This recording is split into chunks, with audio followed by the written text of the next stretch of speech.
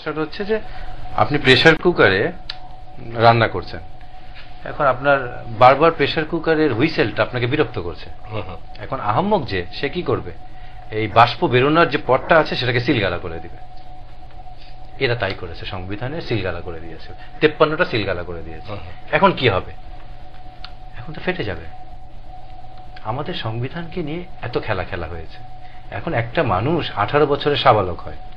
আমি বুঝি না, আওয়ামী লীগের এত বছর হয়ে গেছে, তার জন্মের প্রায় 60-70 বছর হয়ে গেছে, এখনো আওয়ামী লীগ দল হিসেবে, রাজনীতি দল হিসেবে সাবালক হতে পারলো না। যে তারা যে সংবিধানটা তারা নিজেরা তৈরি করেছে, না আমি যেটা বলছি, যে সংবিধানটা তারা নিজেরা তৈরি করেছে, যে জাতিকে তারা নিজেরা উপহার দিয়েছে, এটা কোনো বিতর্কের বিষয় না।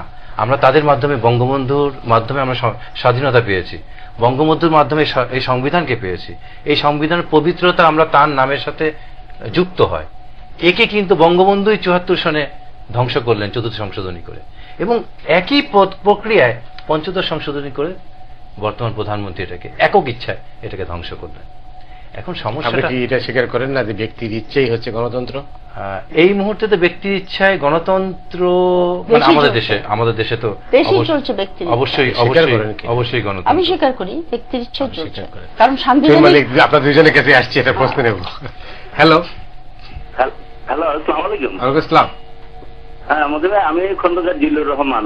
জি, আমি বলছি, আমাদের এক একজন মন্ত্রী যে এক এক রকম কথা বলছেন, ওনারা সাংবিধানিক ভাবেই পদত্যাগ করছেন, প্রধানমন্ত্রী আবার এটা নিয়েছেন। তো এইটাকে আমাদের এই সাংবিধানিক ঝুমরো জালটা আমরা কিভাবে এটা থেকে উদ্ধার হবো? এটা কি উদ্ধার হওয়ার কোনো পথ আছে কি?